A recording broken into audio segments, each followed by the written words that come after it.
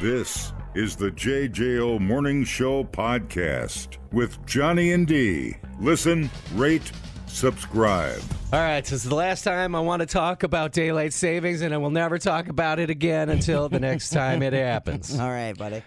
It ended yesterday. If you're feeling it, you're not alone. 69% of Americans say changing the clocks messes with their mood, their energy levels, and their ability to focus. Okay. The older you are, the more likely you are to agree. 83% of the old boomers compared to 54% of the Gen Zers.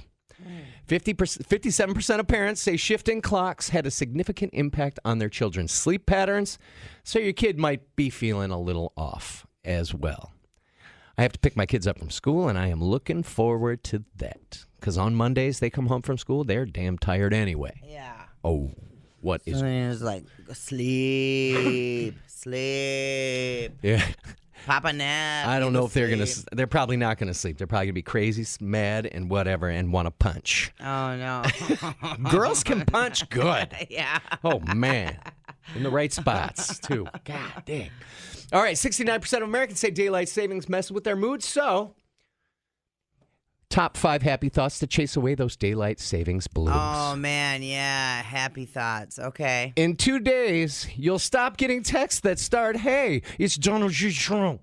Right. Vote for me. Oh, Donald J. Trump called me last night during the Packer game, and then Kamala texted me. Oh, right on. But Donald J. Trump calls me, so... Now, I don't know I what... think he wants me to be the head gay. Oh. I know many gays, believe me. But this bitch, The best gay. she's the best gay. Strongest gay, the best gay ever. The hardest working gay in the whole I wouldn't go that far. in the whole gaydom. So yeah, you're gonna stop that. Weird thing for me, I don't know what my father, my 80-some-year-old father in Florida, put my name on or put my number on. Oh, no. But I get more texts from Florida election commissioners. Ron DeSantis texts me like every other day. Oh, no. Hey, this is Ron DeSantis. We're going to stop. I don't know what I'm doing. I was just going to... What? Oh, no. Yeah, the texts are hard to read for sure. So I get those county commissioners, all this. I'm like, Dad, what the hell did you do, man? I'm getting more texts from Florida than I am my own town. Yeah. No, he's got no answers. Almost done. We're in the home stretch, y'all. Okay, number 2.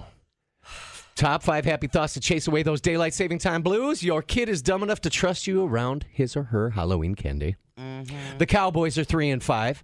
Neighbors are about to stop judging you for leaving your Christmas lights up all year. Yeah. And no matter how bad your Thanksgiving stuffing is, it won't sicken as many people as the Quarter Pounder. Yeah. Oh. I saw the Mickey D's, it was a sponsored ad from their main account. And it was like this big post about how you can trust them. What we know. And then it was like, you can trust us. And there's a lot of laugh reacts to it. And I was like, oh, no. Always, here we go. McDonald's always putting food safety first. I was like, geez, y'all. Yeah, well, we know you can safely and confidently eat at McDonald's. What we've done, and it goes into it, what we're doing, and then our commitment to our fans. Yeah, look at all the laugh reacts. Oh, no. Whoopsie. Well. Yeah. And you know what I thought of? Not to bring down your happy thoughts, but I was like, man, yeah, we're almost done with those damn political ads. And I was like, oh no, but we're going to get this stupid Christmas ads. A Christmas ad? Yeah. Oh, man. Because you know what was on yesterday was a Target Christmas ad. Oh, yeah. So we're going to roll right into the Christmas ads, y'all. Oh, it just goes from one to another. One to the other. And then I sat there and I was like, I get it. The older I get, the more I understand Michael Douglas and falling down, goddammit. Swing that baseball bat, girl. Swing it. Jeez. All right, you got a couple more. Another happy thought. The P. Diddy bottleneck on baby oil is starting to ease. So lotion up. Oh. Soon all you'll have to say is Santa's watching to get your kids to shape up. Oh, yeah. Do you use that one? Well, it is now. Yeah. Christmas is coming. You got to use that one. Didn't you when your child was of a younger age? Let's just say there was skepticism early on. So I didn't have a long period of time to be able to use that one. Oh, you got the card pulled too fast, huh? Well, it's, yeah. Your fault for raising a smart child. It started with the mall visit. The mall visit is where the skepticism began. The shattering of dreams. Mm-hmm. Yeah, those are hell. Mm-hmm. Because then it was like, wait a hot second. Something's amiss. Yeah. Uh-huh. So yeah, I didn't get to use that one too often. But also, that child was a rule follower. Because he never wanted to be in trouble. You did that right. You know? My parents had that guilt on me too. I didn't want to mess up just to disappoint my parent. It was weird because I was in trouble a lot. I figured it'd turn on me tenfold. Yeah. So, rule breaker from my side, and from Dad's side, rule breaker too. And then turns out, I guess 2 negatives, not a positive. We made a little angel. Well, that'll just go to let everybody know when you need to fill your dance card for a significant other. Right. Just do it. You want to make a great child? Get somebody just as bad as you are. Yeah, totally. And they'll turn out wonderfully, huh? Totally, I guess. A couple Christmases ago, I had a very surprising one. I went to Cabela's to take the girls to see Santa. Okay. It was one of my buddies. Oh, yeah. Who rides a motorcycle with a big ass beard. Okay, yeah. So the whole time, we're sitting there winking at each other. And my kids are like, why are you winking at Santa? Don't worry about it, girls. Don't worry about it. Wink, wink. Thanks, Santa. You're the best. So that worked. Nice. That worked. The top happy thought, and this is just for the dudes, to chase away those daylight saving time blues, you are hung like Arnold Palmer. People, relax. What a complete waste We are killing it online. Have you guys checked the comments? of cyberspace. Smoke That Skin Wagon says, you guys are killing it. The JJO Morning Show Podcast. We're internet sensations. Workman's relief for whatever the job throws at you, like THC products derived from legal hemp to help you relax after a long day or just chill over the weekend. No need to drive out of state to get your THC products. Order yours at workmansrelief.com. Johnny and D, nowhere but JJO. Got my buddy Brian Ziegler here from Badger Honor Flight. He's requested a walk-in song. Brian, you got to tell everybody why this is your walk-in song. All right. Back in high school, I was really into heavy metal, and I had read in magazines, Hit Parader and Circus Magazine, that Iron Maiden would play local soccer clubs when they were on tour.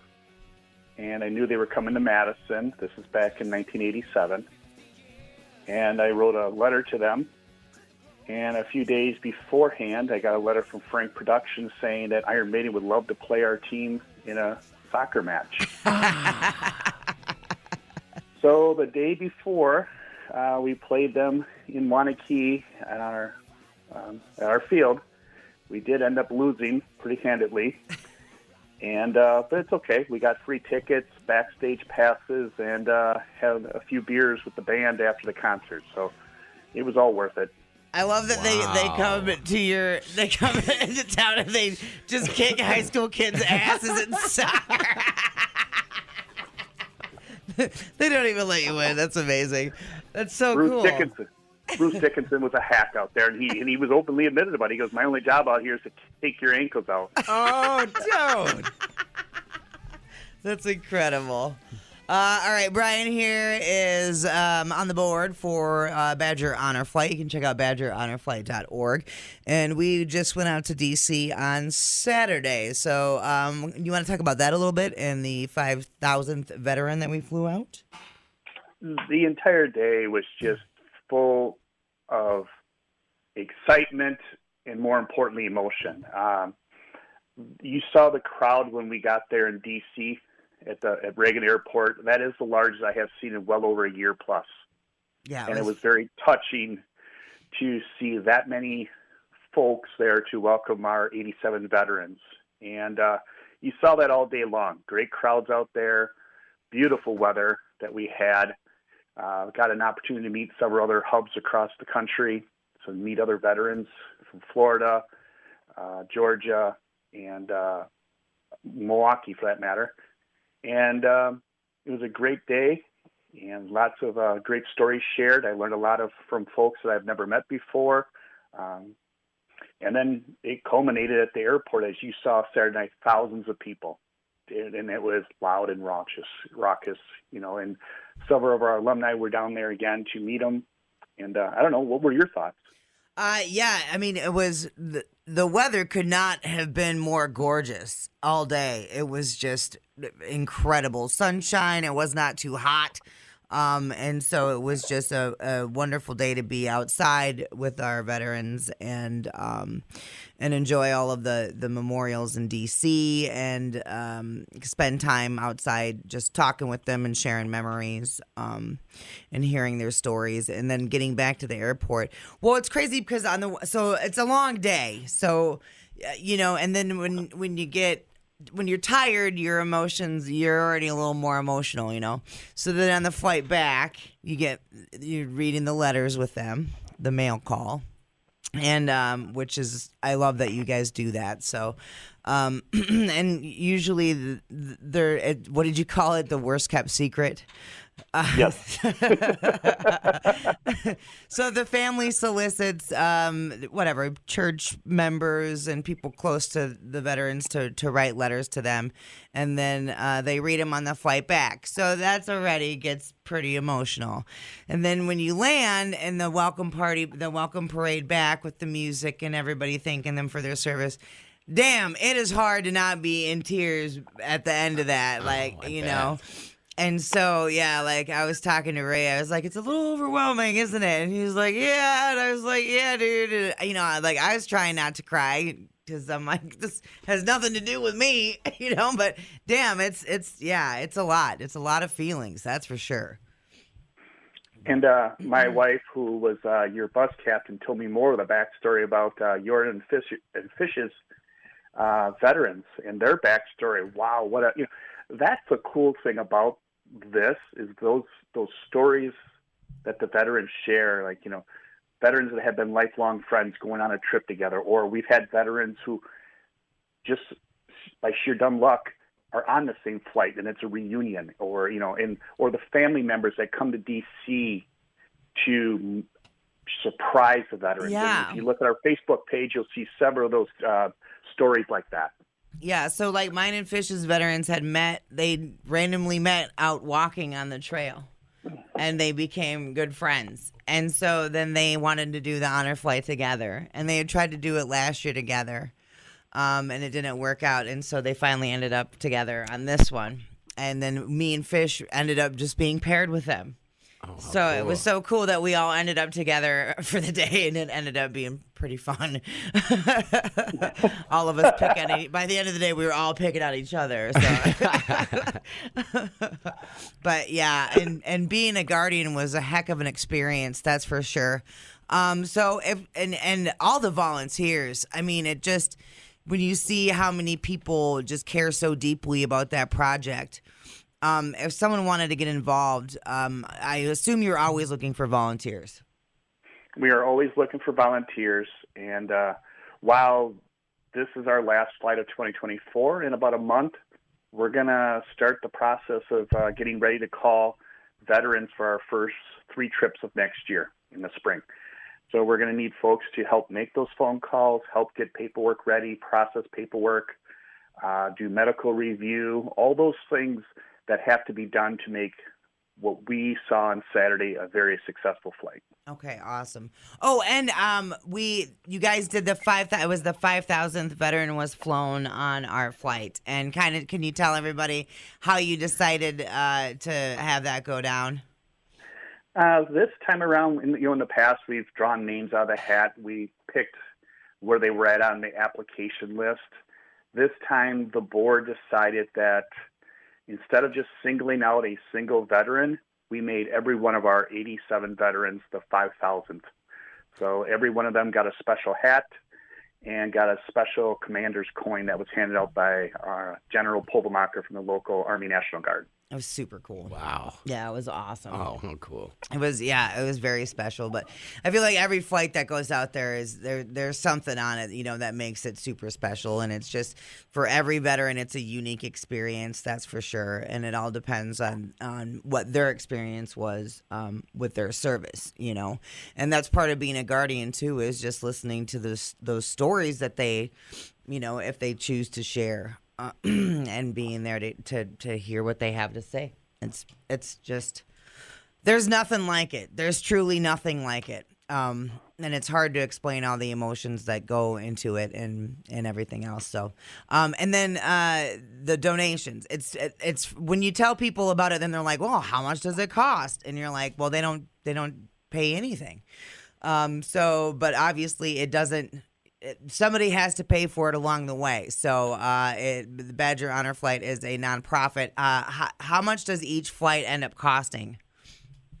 Each flight costs us approximately $130,000, and 90+% of that is that plane that we charter on Saturday. Yeah, and that is the main reason we get to do the volume of veterans on a day that we do. So. And so as far as to donate and help sponsor that, there's, as you heard Saturday, you can, for $150, I believe, is what will cost to sponsor the drinks on the flight, like the water and everything, things like that. Mm-hmm. So we've got small amounts if people want to do those kind of things as far as donations, or everything up. If you have a large amount of money in your wallet that you want to get rid of and want to donate for an entire flight, we'll take it. But we have everything in between. But there's several other great fundraisers out there too on our website, our Facebook post. Go out and support those. Not only will you support us, but you support those organizations that are supporting us. And one other plug I'll put out there is that the In Business magazine just came out, and we are one of the not-for-profits featured in there. And we have decided with our article, instead of just featuring one donor, we are honoring all the donors that have supported us over the past 12 plus months.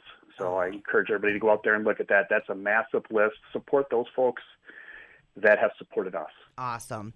Well, thank you so much for the opportunity to be a guardian. It was so wonderful, and I feel like I have a friend for a really long time with Ray from Mount Horeb, and man, it was just what an experience it is. What a day.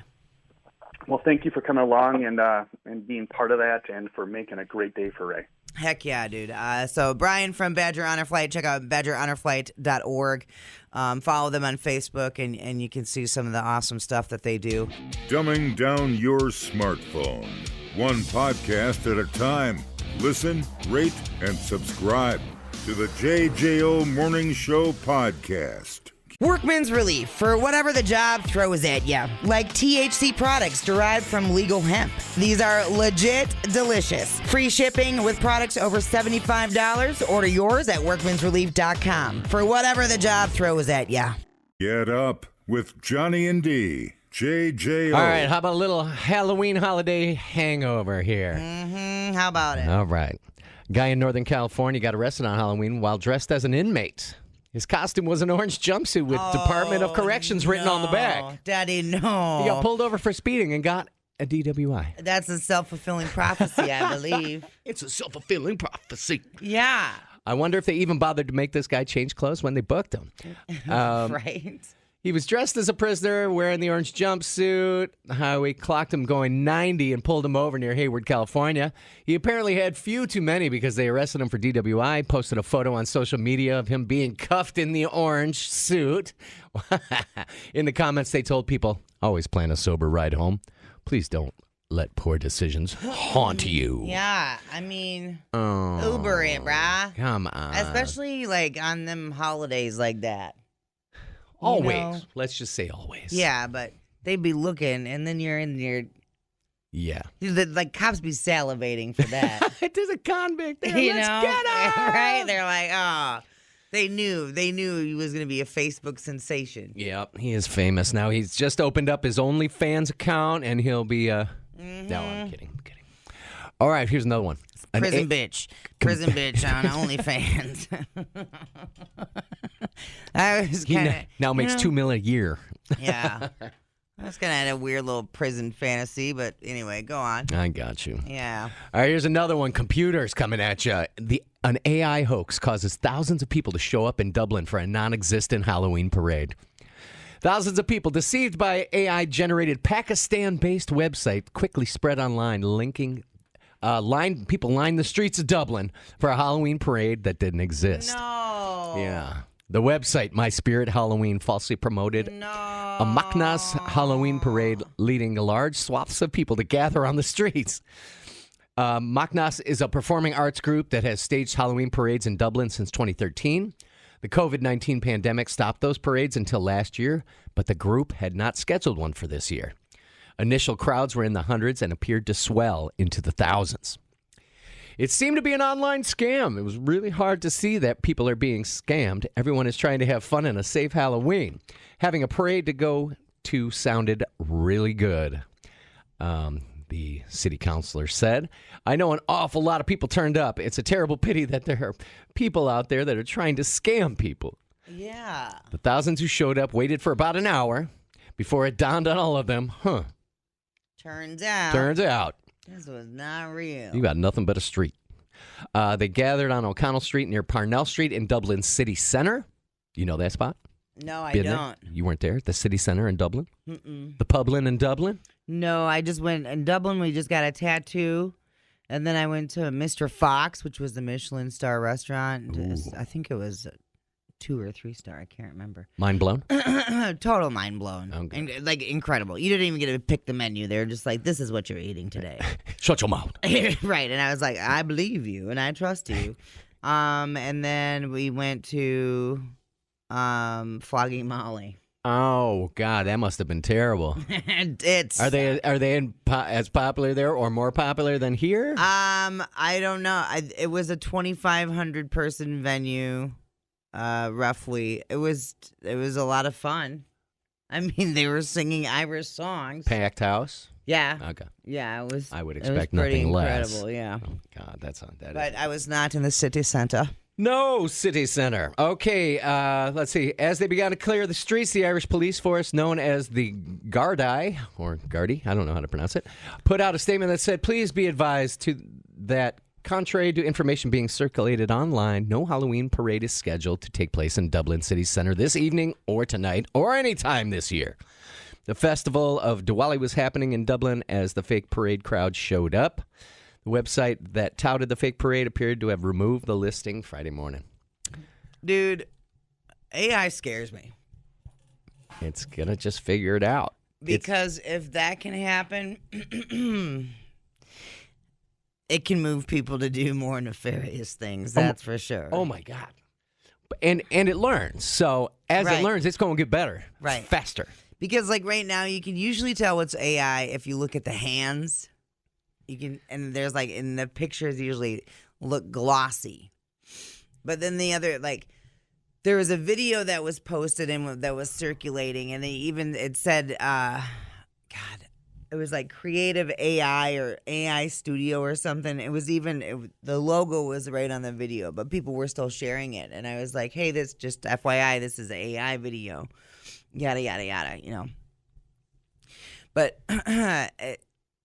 People are just having a really hard time with what's real and not real with it. And the Civil War in Myanmar was created falsely under false pretenses, right? Yep. Like that's what the whole Cambridge Analytica thing was all about. Right. Okay. So, and now look at where technology is now. And so if we were able to do it then without as great of AI technology, and look where it's at now, just think with people that want to do bad things in the name of, I don't know, money and power, which seems to be what people usually want. Oh, yeah. It just is, I don't know. When fear is a motivator, I just wish people would pay a little more attention.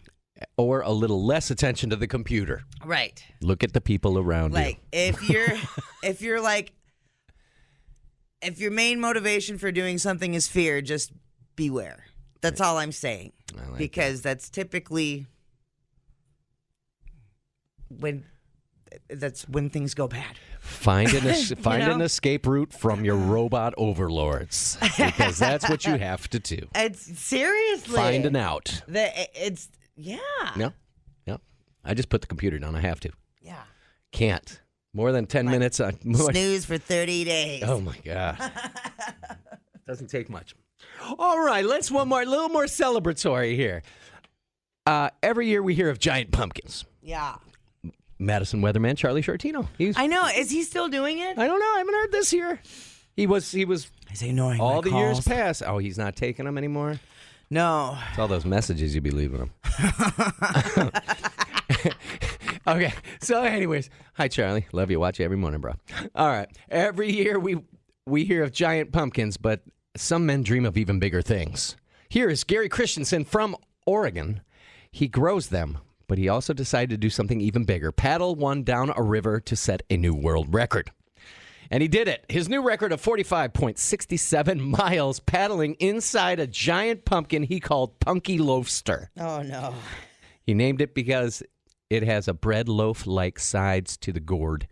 And he also paddled his way to win the West Coast Giant Pumpkin Regatta the past 4 years. Let's hear what he's got to say. We pumpkin. This is a very special pumpkin. Grew it to try to be a boat. I'm going to paddle until I can't paddle anymore. Every year, somebody sets the world record for the furthest paddled in a pumpkin. And last year, it was set again at 38.4 miles on the Missouri River. So I finally said this year I'm going to do it, so I applied with Guinness. It's going down the Columbia River, and we're going to set the world record for the furthest paddled in a giant pumpkin. Gary successfully set the record, with the longest journey by pumpkin boat paddling being 73.50 kilometers. Oh, yeah, Gary. Now, my whole thing is he's sitting inside the pumpkin, paddling. Yeah. I didn't see any specific balancing or outriggers on there, so I'm very concerned about this regatta. How many guys get flipped upside down and trapped in their pumpkin? Yeah, I don't know. But nobody's died, clearly, or they would have been like, we've lost a lot of good men out there. And Here's the wall of fame. like... Tragically died by This one's pumpkin capsize. Yeah, this one's for my buddy Jim, who tried last year, but... Oh, my God. Yeah, we wouldn't be able to do it. That's a lot of paddling. 45.6 miles. Yeah, I know. We talk about this dude pretty much every year. Way to go, Gare Bear. He'd be cray. I bet his tits are sore. They call him old sore tits. That's a lot of paddling. I know. His core strength is off the hook, dude. Way to go, Gare Bear. Yeah. Replay today the JJO Morning Show podcast. Get up with Johnny and D. JJO. If you watch sports with a passionate rival fan, you may have heard them say, "I will drink your tears." Oh, yeah. Yeah, you heard that. My nationality, I'm a Danish person. Skål, when you clink your glasses together. The meaning of skål is, here's to you, drinking from the skulls of our vanquished enemies. Oh, okay. How about that? Little Viking. Yeah, the Vikings do that, yeah. But now, I will drink your tears. It doesn't really mean that. It may feel a little weird, but now it could actually happen. Fireball Whiskey is doing something called Cryerball, which embraces the competitive spirit by blending Fireball with the actual human tears of losers. Oh, no. This is a real thing. They are going to 6 big rivalry games this month, 3 college, 3 NFL games. And they'll have people stationed at the exits where they'll be asking losing fans to donate their tears. I love this. It doesn't feel like a public health crisis at all. Tears, well, I think, the whiskey makes it go away. Right? And tears are essentially sanitary, aren't they? Maybe. Every drop will be capped unless you got like conjunctivitis. What about that? What if it's like a pink eye outbreak, Well, I still think the whiskey's gonna kill that. Oh, I hope so. You're probably right. God, you're so smart. Don't you think? Yeah. Because they're gonna boil it because they still gotta make the mash for the whiskey, and that gets boiled. You're right. My God, you're smart. No. Science. Every drop will be. Because I've toured a few distilleries doesn't make me smart, Kai. Just really good at booze. Every drop will be captured and stored in sealed, sterile jars and then safely transported to a secure facility for storing and distillation. They suggest that it might taste a touch saltier. The process will take months, and the bottles of Cryerball will be made available for in time for next year for the 25-26 season. But it's vague how the rollout will happen as of yet. I love that idea. That's brilliant. Yeah, whoever came up with that marketing, way to go. All right. Well, now, Dee and I were talking off air about how, oh, man, we're bitching a little too much. And we're like, hey, maybe we're old. We're feeling a little old. So this news story, I want to give you guys a little update on the language. Okay. The word of the year is not brat, but brat. The Collins Dictionary made brat its word of the year. They defined brat as characterized by a confident, independent, and hedonistic attitude. It became a sensation thanks to the Charlie XCX album Brat. See, I didn't even know how to say that. Charlie XCX? I was like, Charlie, what now? XCX. Yeah. Yeah. Okay. Well, they're just making up stuff, it's cool. Here are the people on the street explaining what the word is all about. Okay. Being hot. Hold on, you have a lot going on over there. What happened? Are you serious? Yeah, you have too many things. Okay. Hold me. There's too many autoplays. Hold me tight. I know. Freaking autoplay. I'm sure there's a way you can turn it off. That's why I'll stay away from local news. I know. It's never happy anyway. Rarely. It always plays. It does. It hurts my feelings. I know. Now I got it. I'm back now. You ready? All right, we're back. We're back, folks. Here's your soundbite, people. Being hot, sexy, and having fun. Partying. Clubs. Just like being feral, being yourself. Dirty, grimy. Whenever you're trying to do something and you think you have like second thoughts about it, just like don't have second thoughts and just do it. Take a breath, be present, ask yourself what you want to do, and then do whatever it is that the first thing that comes up. Just be hot, sexy, and be yourself. Oh my God. Oh my God! Just do it. It just means forget. I'm gonna put my hair back and I'm just gonna do the whole world and do it sexy. Oh my God. I'm gonna be okay. I did think it was brat summer this whole time. It might as well be.